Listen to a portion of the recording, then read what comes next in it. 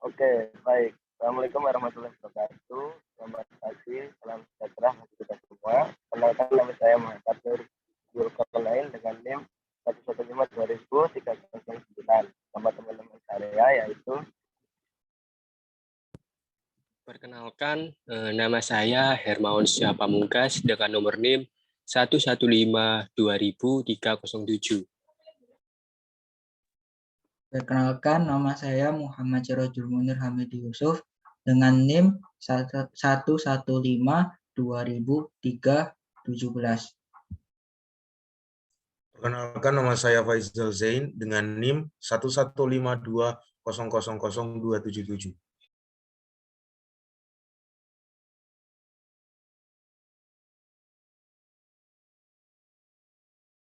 Oke, kami di sini akan menjelaskan tentang KBGO, yaitu kekerasan berbasis gender online.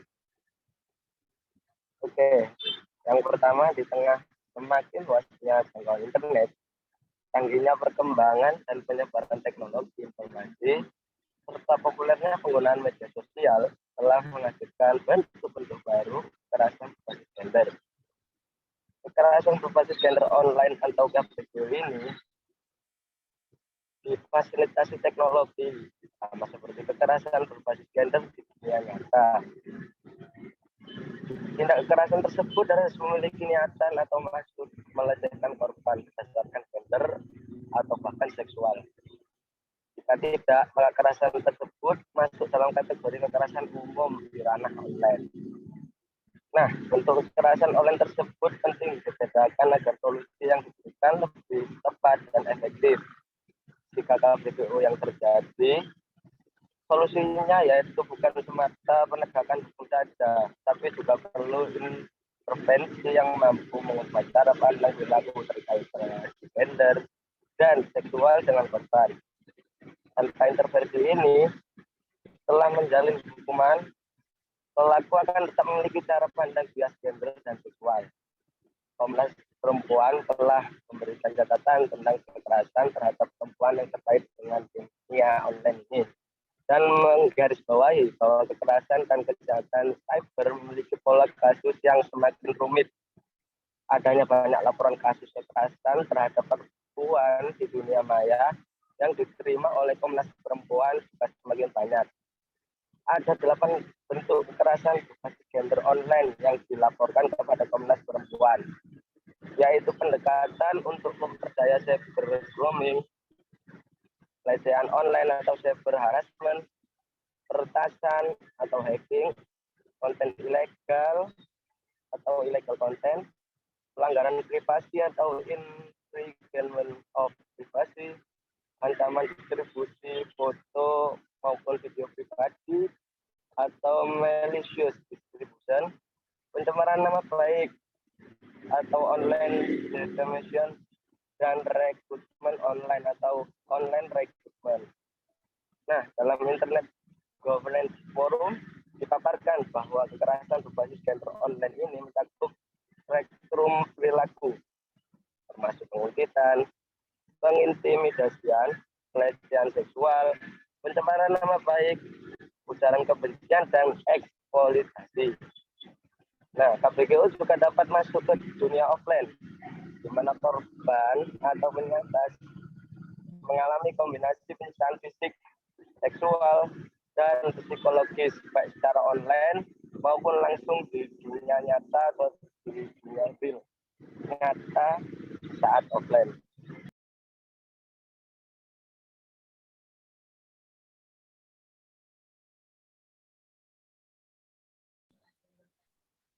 Nah, setelah ini saya akan menjelaskan mengapa sih itu bisa terjadi.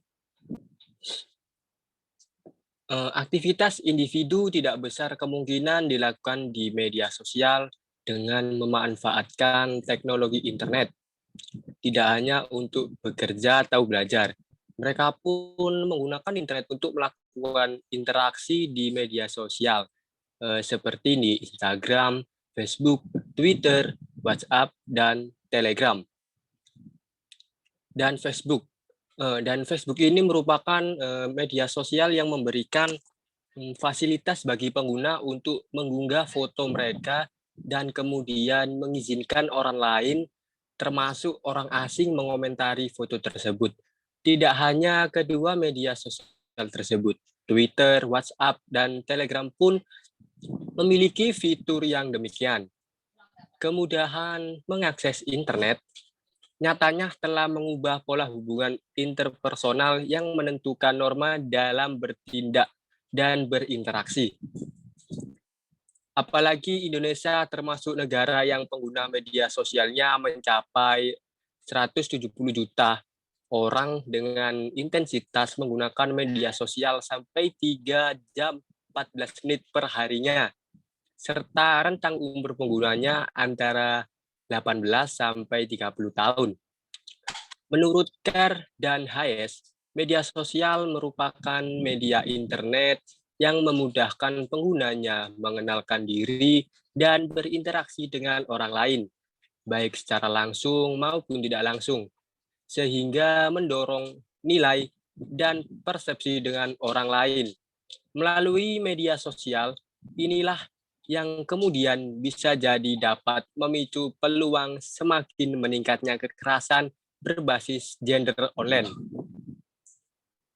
KBGO itu sendiri merupakan ancaman yang besar bagi masyarakat, terutama sekarang ini. Penggunaan internet untuk media sosial semakin marak dan pesat, tidak menutup kemungkinan semakin besar pula terjadinya kekerasan berbasis gender online dalam media sosial.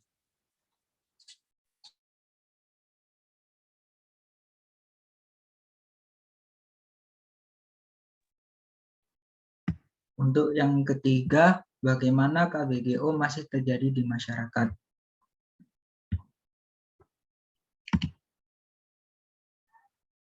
Sebagian masyarakat kita masih menormalisasi pelecehan seksual terjadi tak lepas dari turut adilnya korban. Mereka menilai dan segan menyalahkan korban yang diduga turut memancing pelaku, sehingga pelecehan seksual menimpanya sebagai konsekuensi. Beragam tuduhan yang ditemui di masyarakat justru menyalahkan tata cara pemakaian korban, perilaku korban, atau bahkan lokasi tempat korban berada. Hal tersebut juga terjadi pada kasus pelecehan cyber, di mana warganet menganggap para korban kekerasan seksual pantas mendapatkan pelecehan lantaran tindakan mereka yang kerap mengunggah foto atau video menggunakan pakaian minim.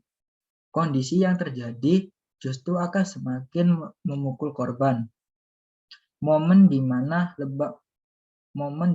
lebam korban yang terdampak fisik hingga psikisnya lantaran menderita kekerasan seksual akan semakin membiru karena bukannya pertolongan yang mereka dapat dari publik, melainkan tuduhan dan cemoohan. Ibaratnya sudah jatuh tertimpa tangga pula. Maka dari itu, tak heran apabila masih sedikit korban yang berani menyuarakan laranya ke hadapan publik akibat kekerasan seksual. Sebab normalisasi itulah yang menyebabkan kasus kekerasan seksual jarang terungkap ke publik. Para korban lebih memilih untuk diam karena takut akan mendapat cemoohan daripada perlindungan usai ia menceritakan keluhan laranya. Pelecehan seksual apapun bentuknya memberikan trauma dan dampak yang serius terhadap korban, baik secara psikis, sosial, hingga ekonomi. Saya dan beberapa teman yang merupakan penyaris dari KBGO masih mengalami beberapa tekanan dan ketakutan. Butuh waktu yang relatif lama untuk beranjak sembuh atau sekedar melupakannya. Oleh karena itu, oleh karena waktu-waktu kami lebih banyak digunakan untuk rehabilitasi dan terapi mandiri. Berbagai aktivitas pekerjaan turut menjadi korban berakhir terbengkalai. Untuk yang selanjutnya dijelaskan oleh teman saya.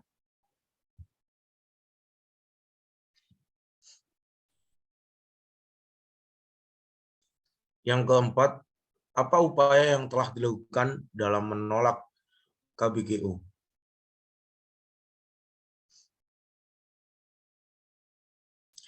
Yang pertama adalah pisahkan akun pribadi dengan akun publik, menggunakan beberapa akun untuk memisahkan hal-hal bersifat pribadi dan hal-hal yang bisa dibagi ke publik bisa menjadi alternatif untuk melindungi diri dari dunia maya.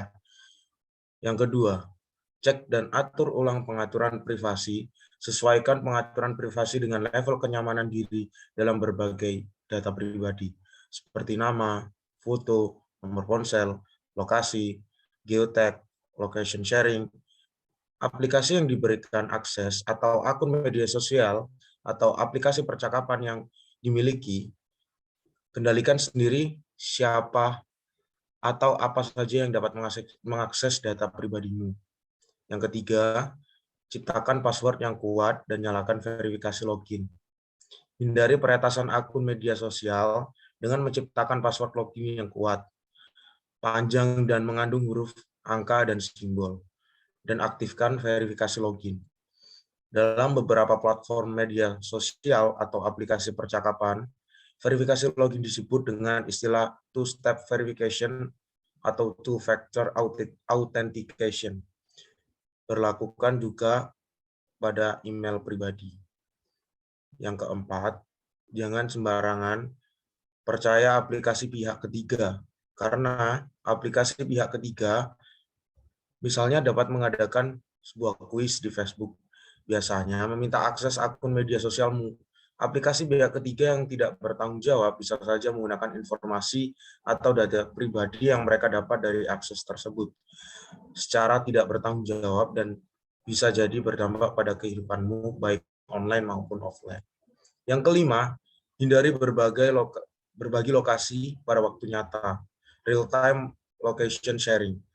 Lokasi pada waktu nyata atau lokasi tempat seseorang seringkali lewat atau kunjungi dapat menjadi informasi yang berharga bagi orang-orang yang ingin berniat jahat, misalnya penguntit.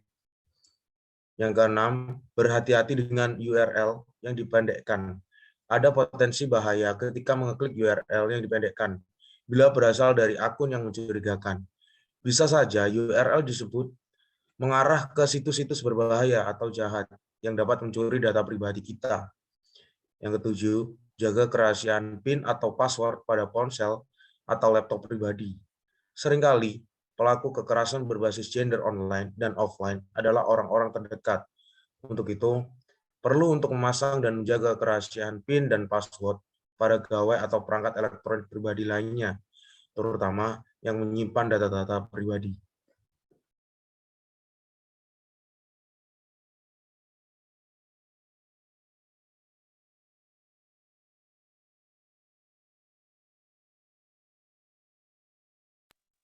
Oke, untuk yang selanjutnya, nomor 5, yaitu contoh KBGO di Indonesia.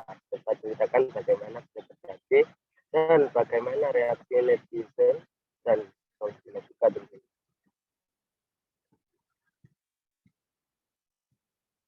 Salah satu contoh kasus KBGO di Indonesia yang sempat viral yaitu kasusnya Gisela Anastasia dan pria yang bernama Michael Yokinobu Jeffreys yang kemudian ditetapkan sebagai tersangka kasus penyebaran video porno. Pihak kepolisian menjelaskan betapa penetapan tersebut dilakukan setelah 2 kali gelar perkara dan pemeriksaan keduanya sebagai saksi. Baik si Gisel maupun si Nobu mengaku sebagai pemeran yang dengan seks dalam video syur yang viral pada awal November 2020 yang lalu. Gisel sendiri pun saat berkonsultasi kepada pengacara kondang yaitu Hotman Paris KPA mengaku kehilangan ponselnya 3 tahun yang lalu. Mantan istri Gading Martin itu juga mengatakan bahwa ponsel tersebut sejatinya sudah ia berikan kepada manajer.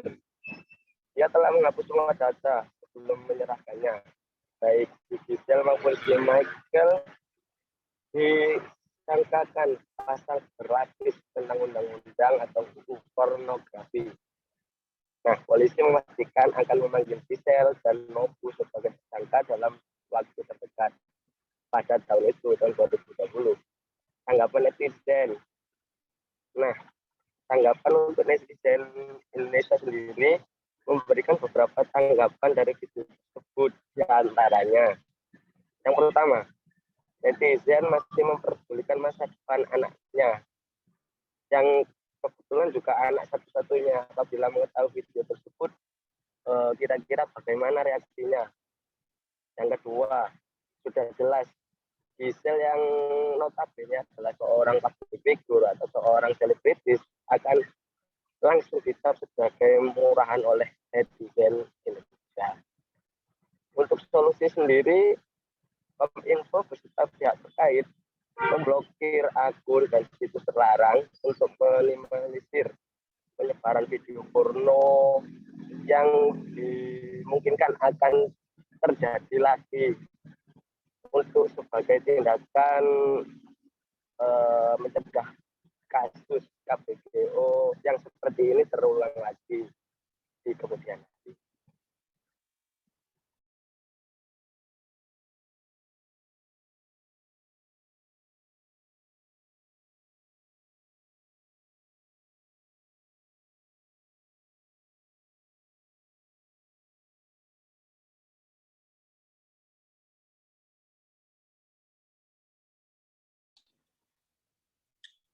Nah, yang nomor 6, apa yang dapat dilakukan untuk menghilangkan KBGO di Indonesia?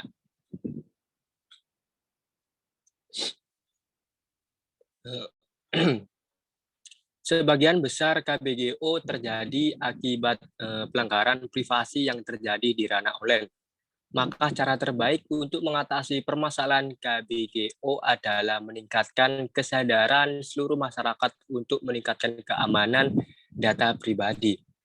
Selain itu, pemerintah juga harus bertindak melalui RUU Perlindungan Data Pribadi yang merupakan instrumen hukum untuk melindungi data pribadi warga negara dari praktik penyalahgunaan. Ada jumlah cara yang bisa dilakukan masyarakat untuk meningkatkan keamanan data pribadi. Antara lain yaitu memisahkan akun pribadi dengan akun publik. Yang kedua yaitu rutin melakukan cek dan mengatur ulang pengaturan privasi. Terus menciptakan password yang kuat dan menyalakan verifikasi login. Setelah itu tidak sembarangan percaya aplikasi pihak ketiga.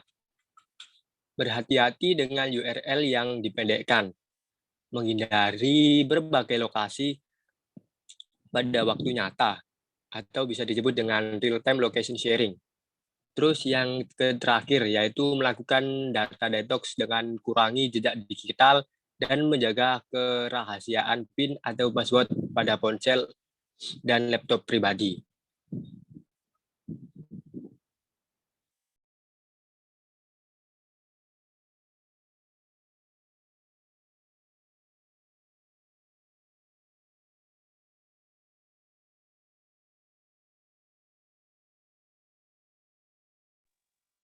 Oke, mungkin cukup sekian penjelasan dari kami mengenai KBGO yang ada di Indonesia sendiri. Kami apabila ada kekurangan, salah maupun hilaf mohon dimaafkan. Kami akhiri penjelasan kami. Wabillahi taufiq wal hidayah. Wassalamualaikum warahmatullahi wabarakatuh. Terima kasih. Waalaikumsalam warahmatullahi wabarakatuh.